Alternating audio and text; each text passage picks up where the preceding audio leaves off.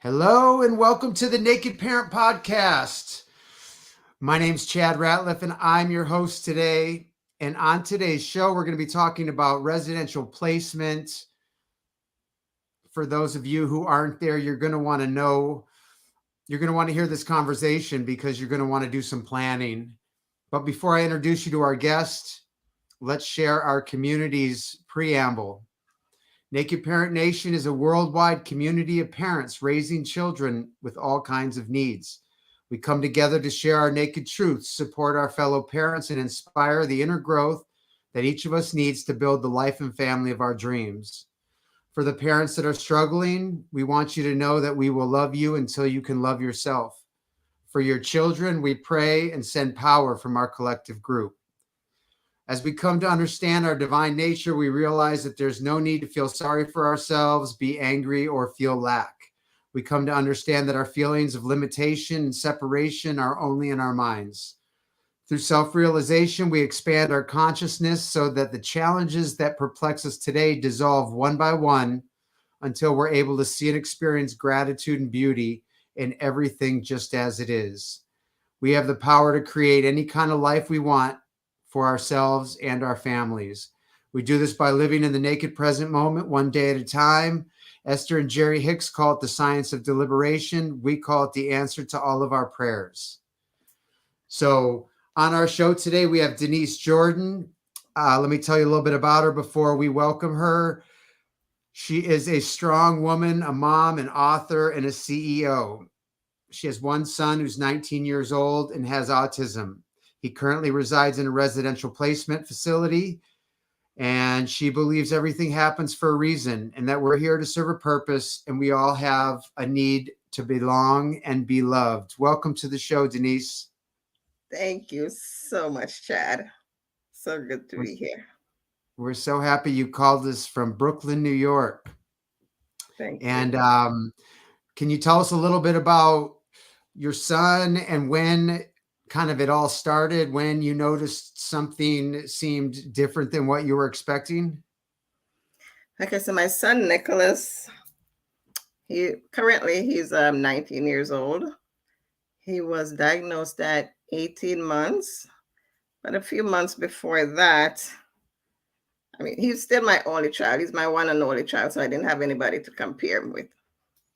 But since we were living with my mom, at a point she would say, "Okay, you're calling his name, but he's not looking towards your voice." And he's going back and forth on his tippy toes and flapping. I thought it was just him being funny Yeah. until she said, for lack of a better word, she's like, "I think you need to check him out. Something is wrong," for lack of a better word, with Nick. And I'm like, "Wrong? What do you mean?" And so she's like, "It's not a typical behavior he's displaying. These are not typical." So I'm like, "Okay, well, let's talk to the pediatrician." But of course, the first thing they're going to say, "Oh, he's a boy. Yeah. They develop later than girls. He'll be Yeah. all right. He'll be all right. Don't worry about it." Of course, I didn't worry about it until after a while. I said, "Okay, there's something going on here," and that's when we had to get the evaluation. And we heard something we never heard before: PDD-NOS. What is that?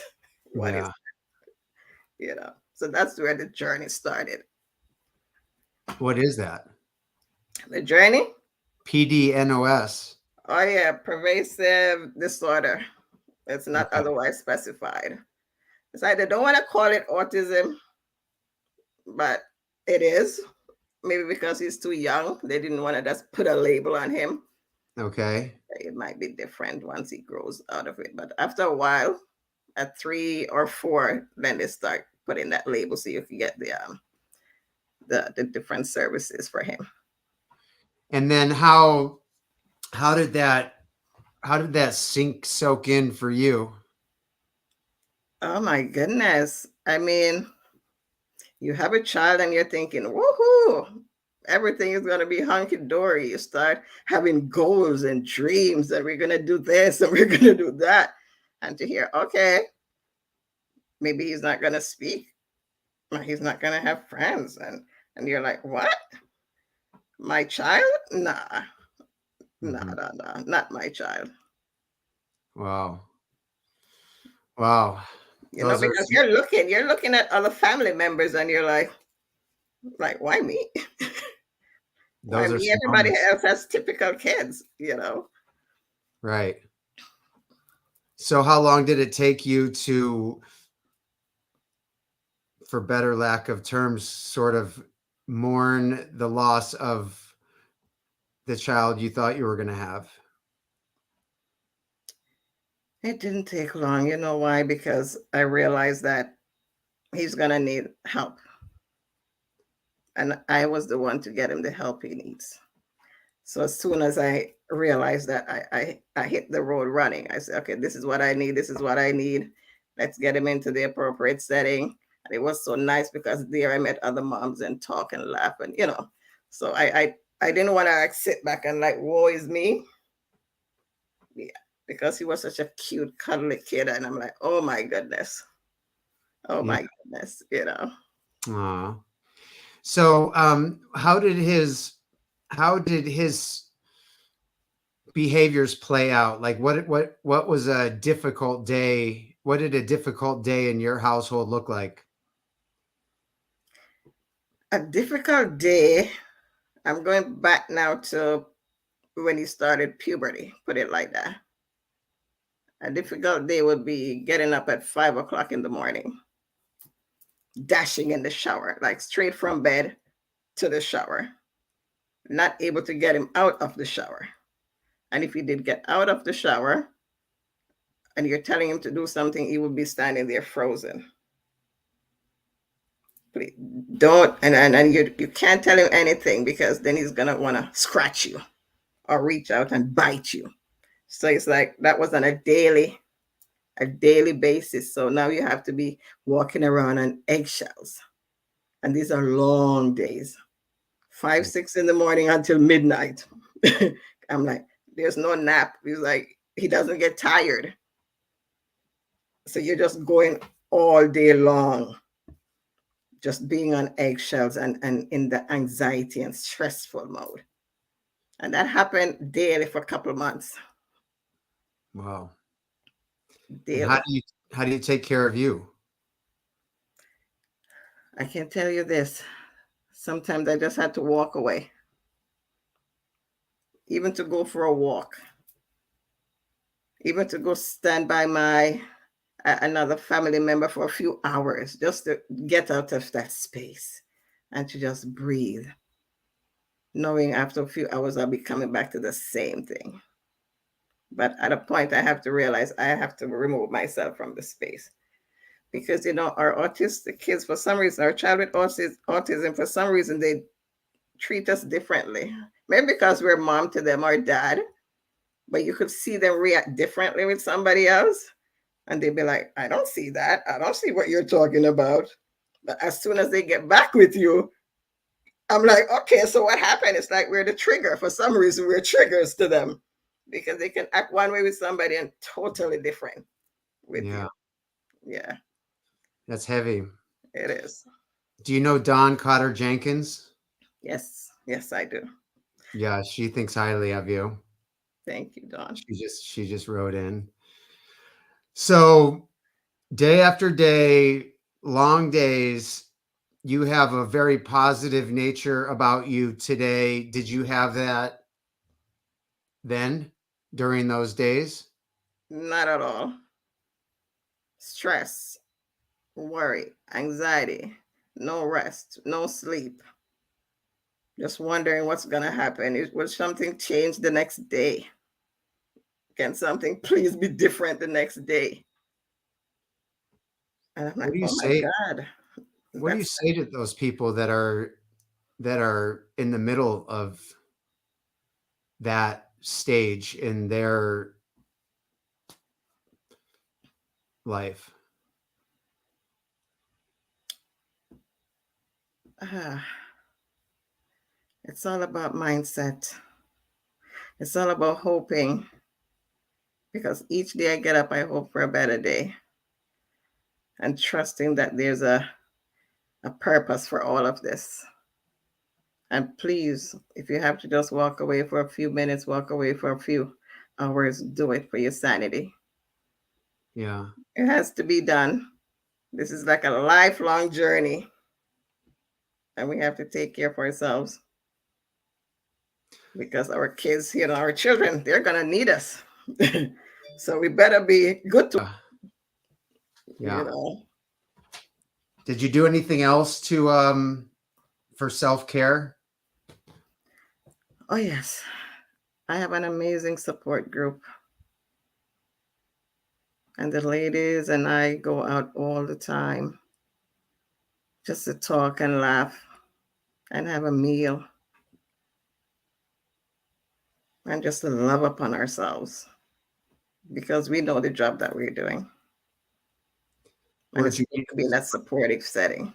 where'd you meet these ladies? Oh, at my support group, at school, different outings, different events. Was this a support group for parents raising special needs kids or a different kind? Yeah, parents raising special need kids. Okay. So we don't talk a lot about that on the show.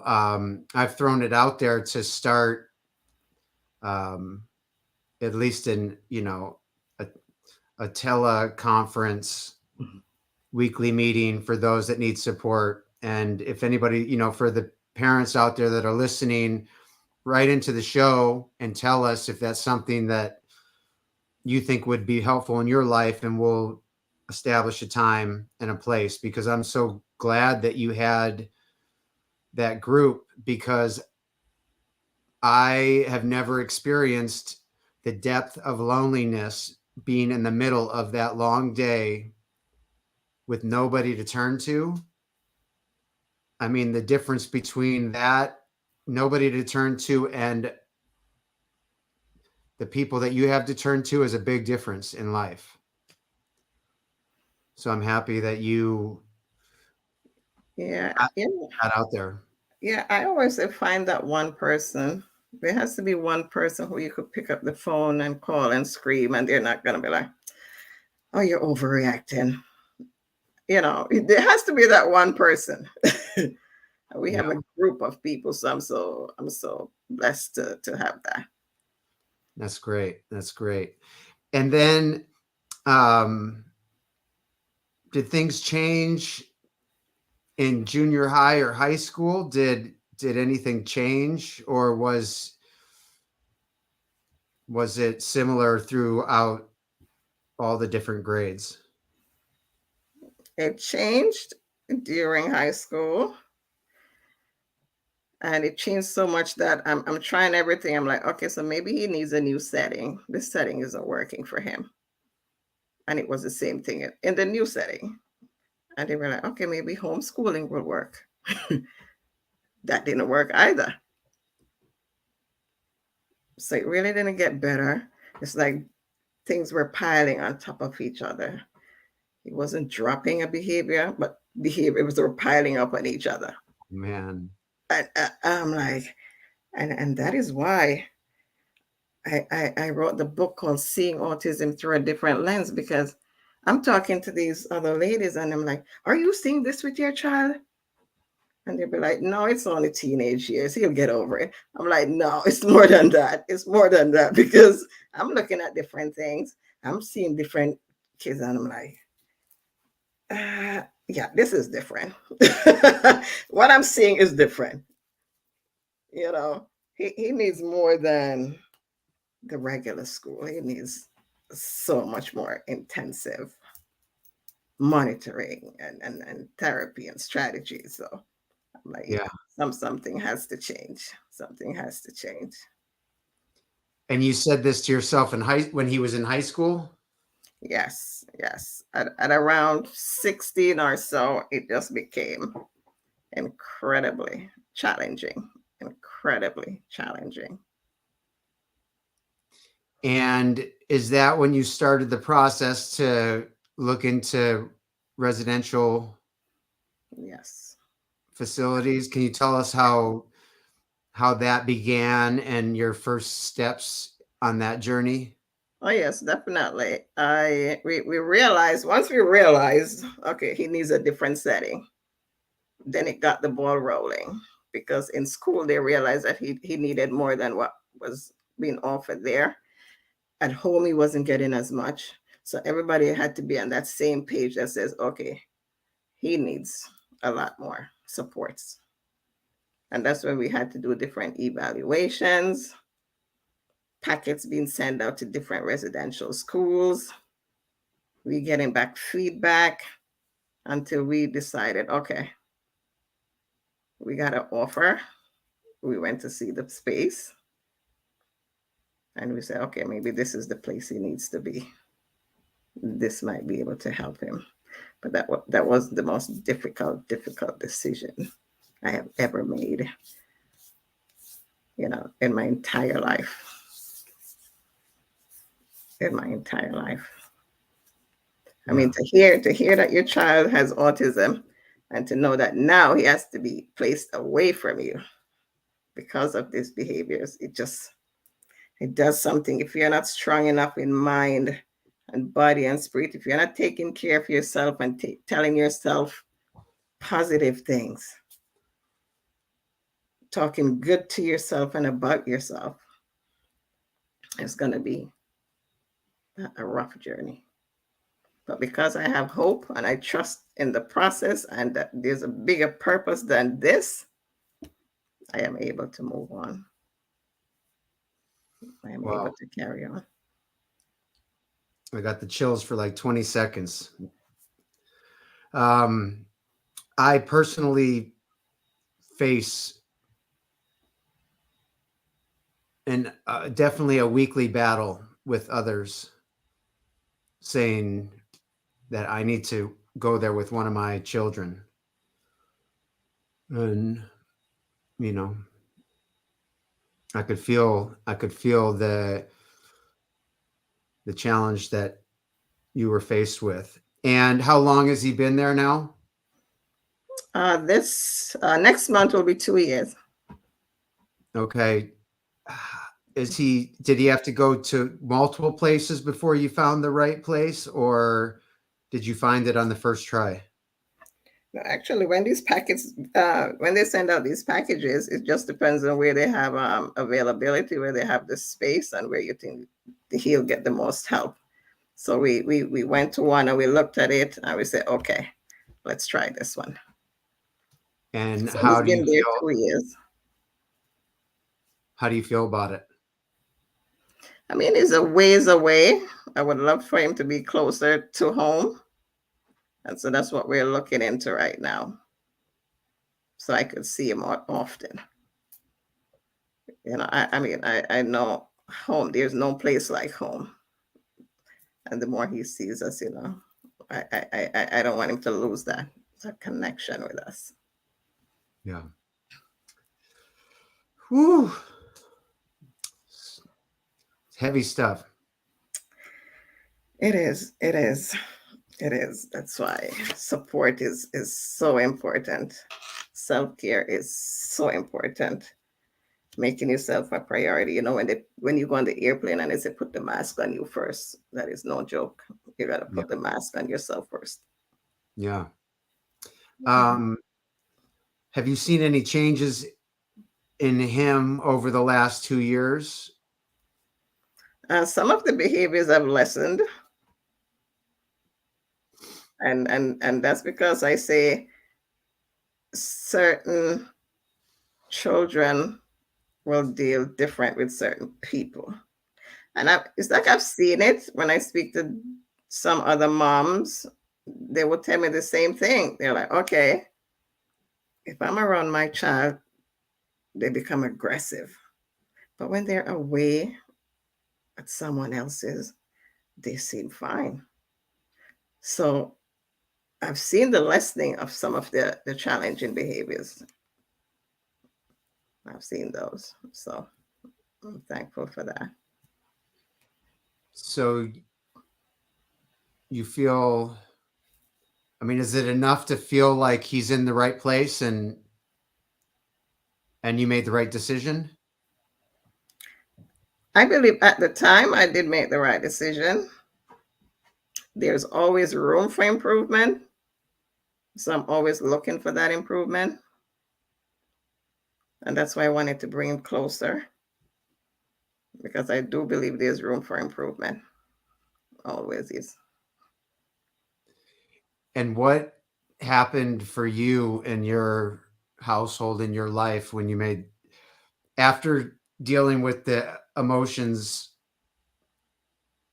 of deciding, making the decision, and placing him, when the dust settled a little bit, what did that mean for you and your life and your home?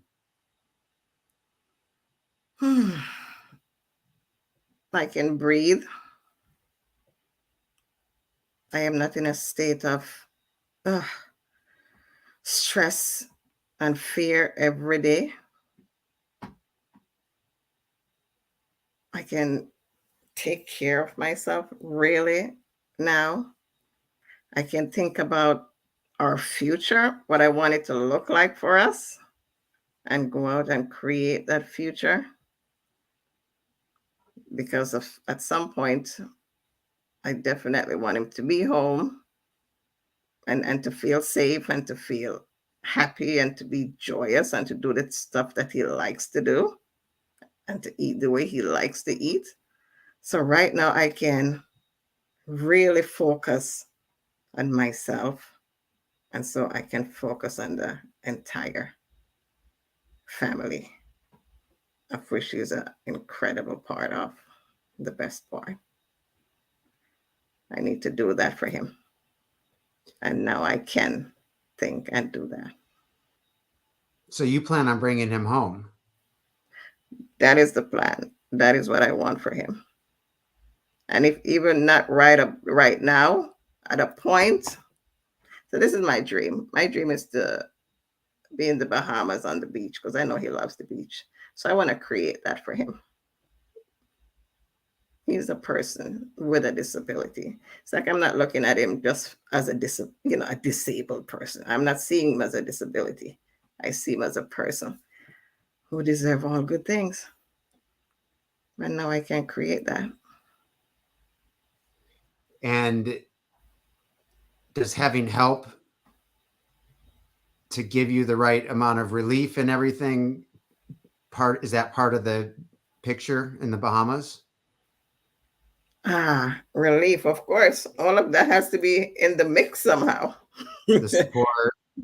Definitely, definitely, Yeah. definitely. Yeah. We have to dream big. I have a dream too, and it deals with when my kids age out of the public school system. And and I believe our dreams can come true. Our dreams can come true at any time. I Yeah. believe that one touch of God's favor can change everything. And I'm hopeful. Yeah. Yeah. Um, do you have anything to say to the parent or parents that are at home struggling with the idea of placing their child somewhere they can't do it anymore, and they feel like they can't place them anywhere, just kind of stuck? Do you have anything to say to those people? The people who cannot place their child anywhere.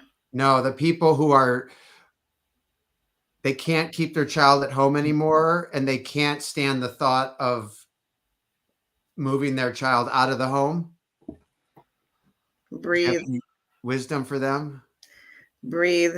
It's not an easy decision. The one thing I must say though is like you have a lot of chatter coming at you when you're in that space. And I just want them to not feel guilty about the decision they have to make. We love our kids.